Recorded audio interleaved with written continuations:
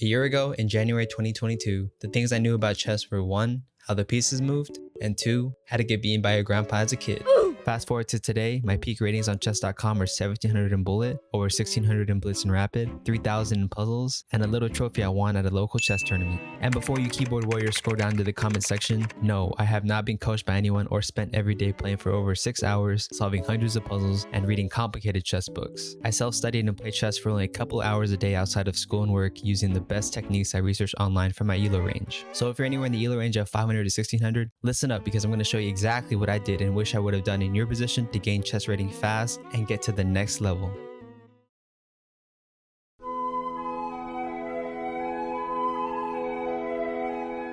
If you're in this ELO range, then welcome to chess. You're likely a boomer like me who learned chess as a kid and recently picked it back up because of Queen's Gambit, content creators, or this I too started in this ELO range a year ago, and it took me about a month to go from 600 to 800 rapid ELO. As for openings I played during this time, as white I played the extremely complicated, dubious, and wild opening, the London system. As black I played the super simple, straightforward, and cute Sicilian defense.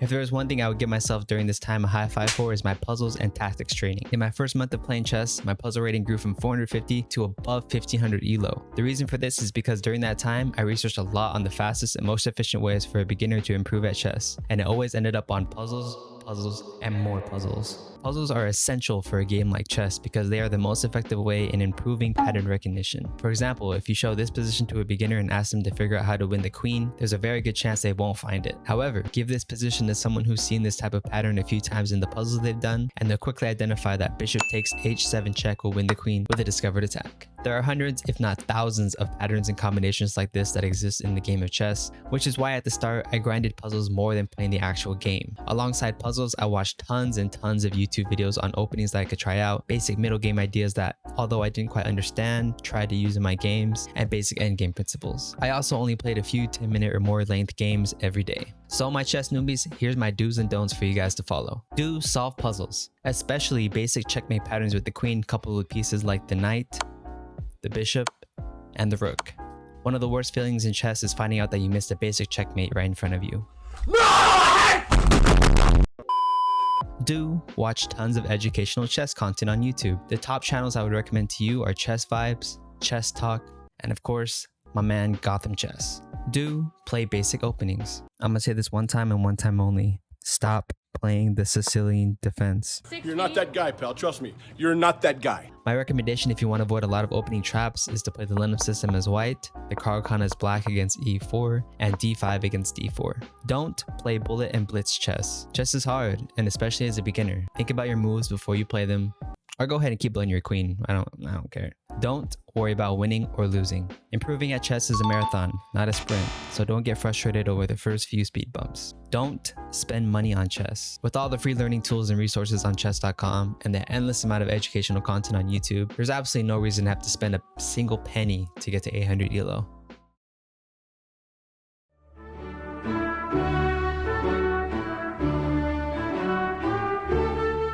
If you're in this ELO range, then congrats! You can go ahead and schedule a rematch against your dad or grandpa at this point, as you should have the fundamentals to maybe not win, but at least put up a good fight. It took me a little over 2 weeks to go from 800 ELO to the quadruple digit club. I continued to play the London system with an insane rate of 64%. For black, however, I found and abused the two most powerful weapons against e4 and d4 in this ELO: the Scandinavian defense and the England Gambit. I mean, look at these win rates. 74% win rate with the Scandi and 57% with the England. My puzzle rating continued to increase from 500 to 1800, and the benefits of doing hundreds of these puzzles were starting to show in my rapid ELO. I was getting pretty good at quickly spotting basic tactics such as pins, forks, skewers, back rank checkmates, and maiden 1s and 2s. I also started learning some basic strategic ideas such as doubling rooks on an open file and keeping in mind my pawn structure. On a daily basis, I would do puzzles for about 30 minutes, play 2 to 3 rapid games and analyze each afterwards, and only watch educational YouTube videos, with a sprinkle of guess the ELO of course. Alright, my 8 and 900s. Here's my do's and don'ts. Do start analyzing your games after you play. Like anything in life, you have to learn from your mistakes, and chess is no exception to this.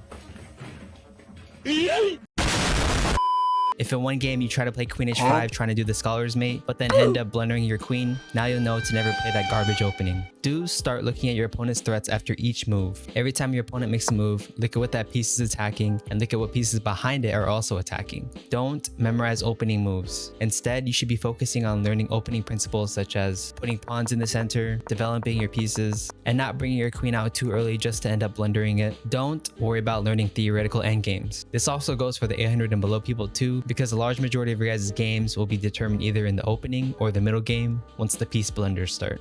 Don't get frustrated for slow progress. Chess gets harder the better you are at it.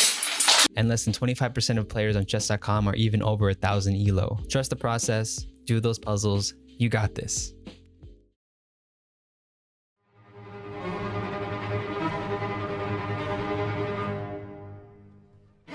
If you're in this elo range, then you can now say that your elo has the same number of digits as Magnus Carlsen's. You're in the 82nd percentile of all players on chess.com, and you should now be able to beat your dad and grandpa at chess. In this elo range, I ran into my first chess plateau and it took me over 2 months to get to 1200. You can see on this graph, my progression actually went quickly over 1100, but then right back down. The London system was still my go-to opening as white, and my win rate was still excellent at 58%. Looking at my games as black, however, we can see where I was beginning to struggle. I was still performing great against e4 using my trusty Scandi and a little Caro-Kann, but against d4, holy, that win rate is looking thick.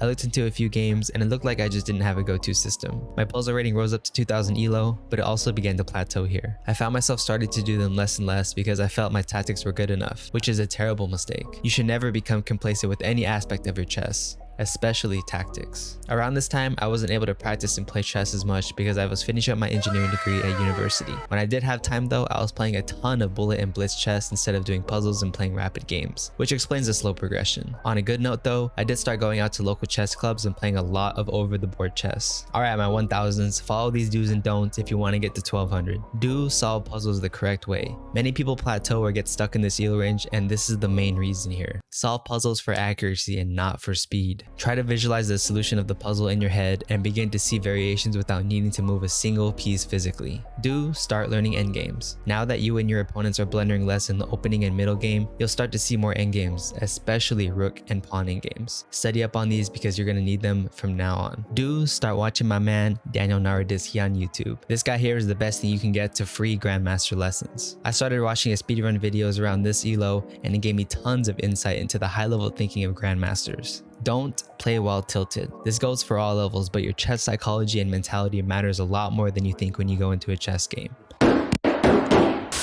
Don't study too much. In the end, chess is a game that is meant to be fun and an escape from the boring real world. So put your book down, put your chessable course down, and go have some fun.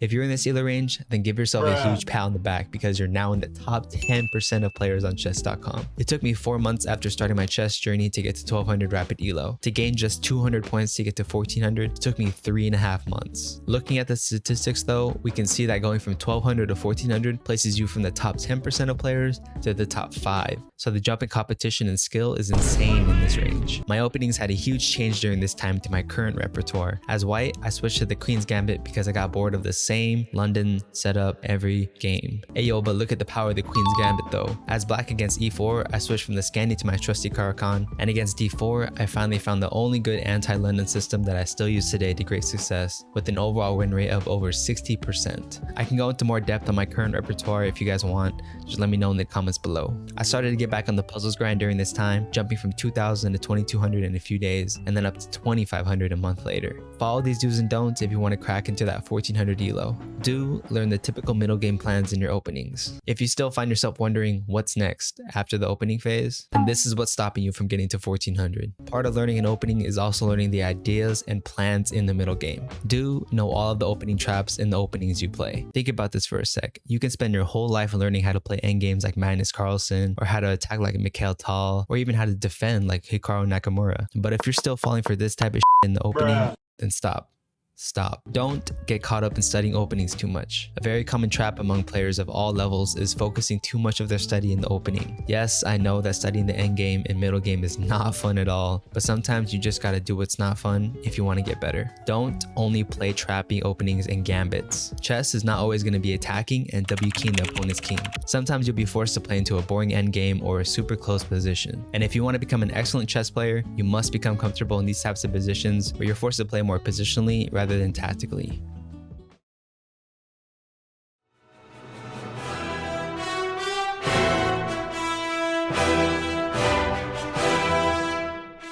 If you're in this ELO range, then welcome to the top 5% on chess.com club. It took me 3 months to go from 1400 to 1600 rapid ELO. My opening as white was the same for the most part, except for one addition that boosted my win rate even more than it was: the Trumpowski.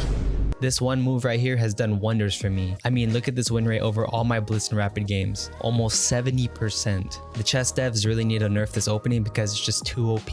My openings as black, I would say, have been perfected to my playstyle. Against d4, I added the Banco Gambit to my repertoire if white plays c4, and it's such a fun gambit to play. I fine-tuned my Caro-Kann by purchasing Gotham Chess's Caro-Kann course, and you can see the incredible results of it here. On the puzzle side, my rating started to dip a little bit, but then skyrocketed from 2300 to 2900 and eventually 3000. Here's when I learned to discipline myself and actually solve puzzles for accuracy rather than speed. I would sometimes spend 5, 10, even 20 plus minutes on a single puzzle. During this time is when I started my full-time job, so on average I played 1 rapid game per day with a few bullet and blitz games.